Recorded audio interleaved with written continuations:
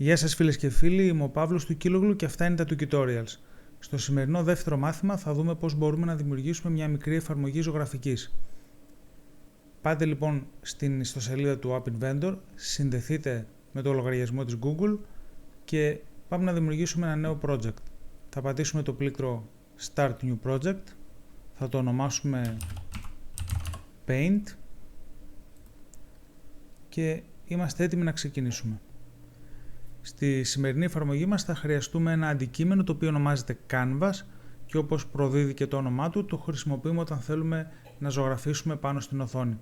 Θα το βρούμε στην κατηγορία Drawing and Animation και μόλις το βρούμε το αντικείμενο θα το σύρουμε μέσα εδώ στην οθόνη, στην προεπισκόπηση. Θα πρέπει να αλλάξω κάποιες από τις ιδιότητές του γιατί αυτή τη στιγμή είναι πολύ μικρό το αντικείμενο. Θέλω το πλάτος του να είναι όσο είναι το πλάτος της οθόνης του κινητού που θα εκτελεστεί η εφαρμογή, άρα θα το κάνουμε Fill Parent και στο ύψος θα δώσω ποσοστό επί της οθόνης, να δώσω ένα 70%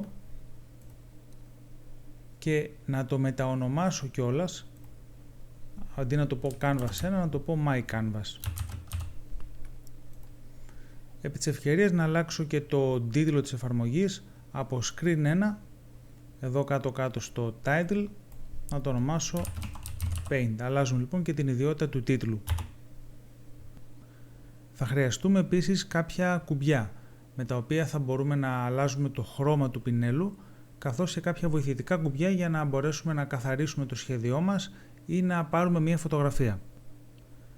Αυτά τα κουμπιά βρίσκονται στην κατηγορία User Interface και αν πάω να τα προσθέσω το ένα κάτω από το άλλο θα παρατηρήσω ότι εδώ στα δεξιά υπάρχει πολύς χαμένος χώρος. Όταν θέλω να λύσω τέτοια προβλήματα χρησιμοποιώ ένα βοηθητικό αντικείμενο το οποίο ονομάζεται Layout, βρίσκεται στην κατηγορία Layout και μου επιτρέπει να τοποθετήσω τα αντικείμενα οριζόντια ή κάθετα σε συγκεκριμένο όμως χώρο.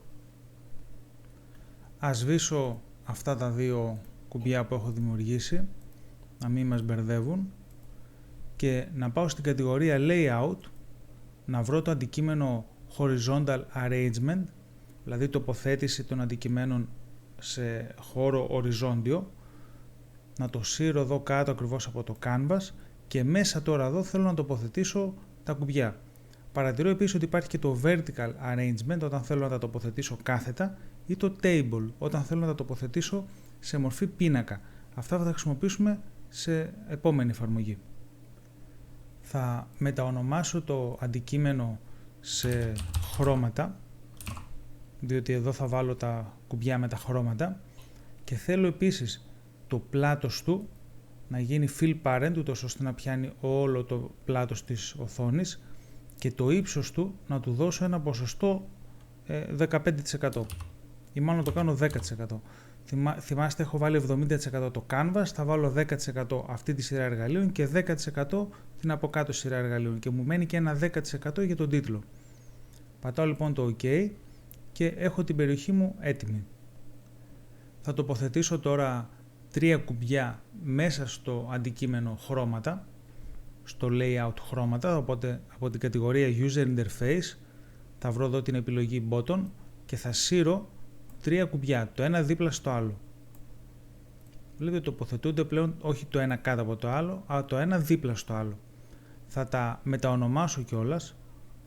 Θα ονομάσω το πρώτο BTN Red, επειδή θέλω να είναι το κόκκινο χρώμα, και αντίστοιχα BTN Green και BTN Blue.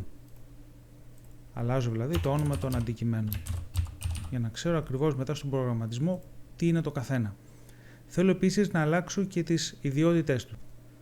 Στο πρώτο αντικείμενο, το BTN Red, θέλουμε να σβήσουμε το κείμενο, αυτό που λέει Text for Button 1, άρα θα πάω εδώ στην ιδιότητα Text και θα σβήσω μέσα ό,τι υπάρχει. Θέλω να το αλλάξω όμως το χρώμα. Δεν χρειάζεται να λέει πάνω κόκκινο. Άμα είναι κόκκινο το κουμπί, ο χρήστης θα καταλάβει ότι αν το πατήσει θα αρχίσει να σχεδιάζει με κόκκινο χρώμα. Άρα θα πάω εδώ που λέει Background Color και από εδώ που είναι μαύρο θα το κάνω κόκκινο. Βέβαια είναι πολύ μικρό τώρα το αντικείμενο, οπότε δεν μπορούμε να δούμε κάτι. θα αλλάξω το width και θα βάλω το 33%. Θέλω δηλαδή, εφόσον είναι το ένα από τα τρία πλήκτρα, να πιάσει το 33% της περιοχής αυτής της οριζόντιας. Και το height, το ύψος του, θέλω να είναι όσο είναι το ύψος του αντικειμένου χρώματα. Άρα θα βάλω fill parent. Οπότε έχει γεμίσει τώρα με το ύψος του αντικειμένου χρώματα και είναι το 33% της περιοχής αυτής της οριζόντιας. Θα κάνω ακριβώς το ίδιο πράγμα και για τα υπόλοιπα δύο κουμπιά. Για το green σβήνουμε την ιδιότητα του text, το κάνουμε πράσινο χρώμα και επίσης θέλουμε fill parent για το ύψος και 33% για το πλάτος. Το ίδιο πράγμα και στο μπλε. Σβήνουμε την ιδιότητα του κειμένου. Height θέλουμε fill parent και width θέλουμε πάλι 33%. Άρα τα τρία κουμπιά μας πλέον είναι έτοιμα. Πριν ξεκινήσουμε τώρα τον προγραμματισμό και μεταβούμε στα blocks, θα προσθέσουμε ακόμα μία γραμμή με κουμπιά, το οποίο θα είναι τα εργαλεία μας. Άρα θα πάω εδώ στο layout, θα προσθέσω ακόμα ένα αντικείμενο horizontal arrangement κάτω από το προηγούμενο. Θα το μεταονομάσω σε εργαλεία και οι ιδιότητες του θα είναι ότι το ύψος του θα πρέπει να είναι το 10% της οθόνης και το πλάτος του θα πρέπει να είναι όλο το μήκος, όλο το πλάτος της οθόνης, συγγνώμη. Μέσα εδώ πρέπει να προσθέσω δύο κουμπιά τώρα. Άρα στο user interface θα πάρω δύο buttons, θα τα σύρω το ένα δίπλα στο άλλο και θα τους αλλάξω λίγο τις ιδιότητες. Το πρώτο ας το μεταονομάσω σε btn clear για να καθαρίσει την οθόνη και θέλω να έχει πλάτος το 50% της περιοχής. Το ύψος του θέλω να είναι όσο είναι το αντικείμενο των εργαλείων και να το αλλάξω και το κείμενο, τον ιδιότητα του κειμένου, το ονομάσω clear ή καθαρισμός, όπως θέλετε μπορείτε να το ονομάσετε. Στο bottom 2 τώρα θα κάνω ακριβώς το ίδιο πράγμα, btn photo, διότι θέλουμε να παίρνει μια φωτογραφία και να την εμφανίζει στην οθόνη και να ζωγραφίζουμε πάνω της. Και με τον ίδιο ακριβώς τρόπο θα κάνω το ύψος, θέλω να είναι fill parent και το width να είναι το 50% της περιοχής. Να αλλάξουμε και την ιδιότητα, να το ονομάσουμε photo και πλέον είμαστε έτοιμοι για να προγραμματίσουμε. Θα πατήσω το πλήκτρο blocks για να μεταβώ στην κατάσταση εδώ δημιουργίας του προγράμματος. Βλέπω όλα τα αντικείμενα που έχω δημιουργήσει προηγουμένως στον viewer. Προφανώς το βασικό μου αντικείμενο είναι το My Canvas. Εφόσον εκεί πάνω θέλω να ζωγραφίσω, θα πατήσω στο My Canvas και θα ψάξω να βρω αν υπάρχει μία εντολή, κάτι σε συνάρτηση, το οποίο να μπορώ να σχεδιάσω. Βλέπω κατευθείαν ότι υπάρχουν συμβάντα όταν έχω σύρει το δάχτυλό μου πάνω στο αντικείμενο Canvas, όταν έχω ακουμπήσει το δάχτυλο, όταν έχω σηκώσει το δάχτυλο, όταν το πρωτοακούμπησα το δάχτυλο, έχει διάφορες. Βρίσκω εδώ την εντολή που είναι για να καθαρίσω το Canvas. Παρακάτω έχουμε για να ζωγραφίσουμε ένα κύκλο, μια γραμμή, ένα σημείο, κείμενο. Όπως βλέπετε έχει πάρα πολλά πράγματα και πάρα πολλές ιδιότητες, άρα σίγουρα εδώ θα βρούμε αυτό που ψάχνουμε.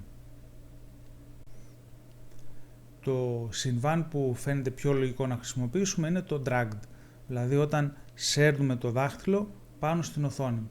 Δεν θέλουμε ούτε όταν το πρωτοακουμπήσαμε ούτε όταν σηκώσαμε το δάχτυλο. Θέλουμε καθώς σέρνουμε το δάχτυλο πάνω στην οθόνη να σχεδιάζει. Άρα παίρνω αυτό το συμβάν, το σέρνω έξω και παρατηρώ ότι το συγκεκριμένο συμβάν έχει και κάποιες παραμέτρους. Είναι λίγο διαφορετικό. Έχει αυτές εδώ τις παραμέτρους. Έχουμε την αρχική θέση, το start key είναι το σημείο το οποίο πρωτοακουμπήσαμε την οθόνη, το canvas, και το start key και το start ψ είναι τα δύο σημεία που ορίζουν τον οριζόντιο και κάθετο άξονα. Το start key είναι για τον οριζόντιο άξονα και το start ψ είναι για τον κάθετο άξονα. Το previous key και το previous ψ είναι η προηγούμενη θέση που βρισκόταν το δάχτυλο καθώς το σέρνουμε. Το current key και το current ψ είναι η τρέχουσα θέση που βρίσκεται δηλαδή αυτή τη στιγμή το δάχτυλό μας πάνω στην οθόνη, και το dragged any sprite θα το χρησιμοποιήσουμε αργότερα, είναι αν θέλουμε να σύρουμε κάποιο κάποια εικόνα πάνω στο canvas ή να μας πει ποια εικόνα σέρνουμε πάνω στο canvas. Η εντολή σχεδίασης τώρα που θα βάλουμε μέσα στο do βρίσκεται μέσα στο αντικείμενο myCanvas. Όπως είδαμε και πριν, υπάρχουν εδώ οι εντολές για σχεδίαση κύκλου, γραμμής, σημείου και κειμένου. Αυτό που θα σκεφτόταν κατευθείαν κάποιος είναι να βάλει το draw point, δηλαδή στο σημείο το οποίο έχουμε ακουμπήσει να σχεδιάσει ένα σημείο. Υπάρχει το εξής πρόβλημα με αυτή τη μέθοδο, ότι ο αισθητήρας πάνω στην οθόνη που αντιλαμβάνεται το άγγιγμα του χρήστη δεν έχει την κατάλληλη ευαισθησία ούτως ώστε να καταλάβει όλα τα ενδιάμεσα σημεία καθώς σέρνουμε το δάχτυλο. Άρα, όταν θα πάμε και θα σύρουμε το δάχτυλο πάνω στο αντικείμενο canvas, θα αφήσει κενά. Δεν θα υπάρχει μια συνεχόμενη γραμμή, γιατί δεν μπορεί να καταλάβει όλα τα σημεία τα οποία υπάρχουν καθώς σέρνουμε το δάχτυλο. Θα εμφανίσει το πρώτο σημείο στην αρχή και μετά θα υπάρχουν κενά. Δηλαδή, θα ζωγραφίζει κάτι, λίγο κενό, θα ξαναζωγραφίζει κάτι, λίγο κενό.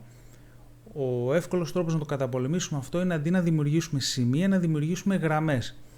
Και αυτή η γραμμή θα ενώνει το προηγούμενο σημείο που ήμασταν με το καινούριο σημείο το οποίο έχει αντιληφθεί ο αισθητήρας, οπότε όλα αυτά τα κενά ανάμεσα στα σημεία τα οποία δεν μπορεί να καταλάβει ο αισθητήρας αφής που έχει πάνω η οθόνη του κινητού θα ενωθούν με τη γραμμή. Δεν ξέρω αν το καταλάβατε. Εμπειρικά μπορείτε να το δοκιμάσετε, να βάλετε το draw point και να το δοκιμάσετε να σχεδιάσετε με αυτήν την συνάρτηση και δείτε μετά τη διαφορά που έχει το draw line. Θα χρησιμοποιήσω το draw line λοιπόν και θα το σύρω εδώ μέσα να κάνει κλικ, να κουμπώσει στο do και βλέπω ότι η συγκεκριμένη εντολή έχει 4 ορίσματα τα οποία πρέπει να συμπληρώσω και είναι τα δύο σημεία της γραμμής. Σκεφτείτε ότι μια γραμμή έχει αρχή και τέλος. Η αρχή ορίζεται από ένα χ και ένα ψ και από ένα χ και ένα ψ, ένα σημείο δηλαδή στον οριζόντιο και τον κάθετο άξονα, το τέλος του. Θα τα συμπληρώσω αυτά χρησιμοποιώντας τις παραμέτρους που μου δίνει το συμβάν dragged. Θέλω λοιπόν να ενώσω την προηγούμενη θέση με την τρέχουσα θέση που βρίσκεται το δάχτυλο πάνω στην οθόνη. Άρα θα πάρω το previous χ, απλά θα πάω πάνω στο previous χ και βλέπω κατευθείαν ότι έχω δύο εντολές, μία για να δώσω τιμή και μία για να πάρω τιμή. Θα πάρω το get, θα το σύρω εδώ μέσα, θα κάνω το ίδιο πράγμα και για το ψ. Άρα θέλω λοιπόν να φτιάξει μία γραμμή της οποίας το αρχικό σημείο θα είναι το προηγούμενο σημείο που βρίσκονταν το δάχτυλό μου πάνω στην οθόνη και θα πάρω και τα current, το current χ και current ψ, ώστε το άλλο σημείο της γραμμής, το δεύτερο, θα είναι το σημείο που βρίσκεται τώρα το δάχτυλό μου πάνω στην οθόνη. Άρα ό,τι ενδιάμεσα κενά υπάρχουν θα τα καλύψεις με τη γραμμή. Για να μπορέσουμε τώρα να αλλάξουμε χρώμα στο πινέλο θα χρησιμοποιήσουμε τα πλήκτρα που δημιουργήσαμε προηγουμένως, το κόκκινο, το πράσινο και το μπλε. Άρα πατάω πάνω στο κόκκινο κουμπί, θα βρω το συμβάν όπως έχουμε δείξει και στο προηγούμενο μάθημα κλικ, όταν δηλαδή ο χρήστης κάνει κλικ πάνω στο κουμπί και θέλουμε όταν συμβεί αυτό το συμβάν να αλλάξει το χρώμα. Το χρώμα αφορά το canvas, άρα θα πατήσω στο αντικείμενο My Canvas και πρέπει να ψάξω να βρω ποια είναι εκείνη η ιδιότητα η οποία αλλάζει τον τρόπο με τον οποίο σχεδιάζω πάνω στο canvas. Βλέπω εδώ που υπάρχει μία εντολή που λέει Set My Canvas to Paint Color to, άρα μπορώ εδώ να ορίσω το χρώμα σχεδίασης. Παίρνω λοιπόν αυτή την εντολή και την κουμπώνω στο συμβάν click. Μου λείπει όμως μία παράμετρος, γιατί λέει να αλλάξεις το χρώμα, την ιδιότητα χρώμα σχεδίασης του αντικειμένου My Canvas σε, δεν έχω βάλει όμως το χρώμα, εδώ είναι που θα χρησιμοποιήσουμε τα εργαλεία του built-in.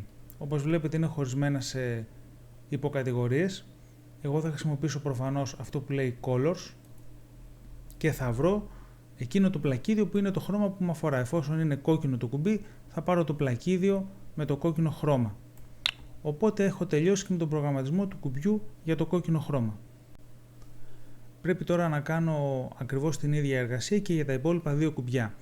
Για να μην μπω σε όλη αυτή τη διαδικασία και να ξαναβρίσκω πάλι τις εντολές, μπορώ απλά να διπλασιάσω, να αντιγράψω μάλλον ακόμα καλύτερα αυτό εδώ το πλακίδιο και απλά να του αλλάξω τις ιδιότητες. Θα κάνω λοιπόν δεξί κλικ πάνω του και θα επιλέξω την επιλογή Duplicate, δηλαδή διπλασίασε. Έχω μία προειδοποίηση και αυτό είναι λογικό διότι ακριβώς έχω δύο εντολές που είναι ακριβώς το ίδιο πράγμα και χρησιμοποιούν τα ίδια αντικείμενα.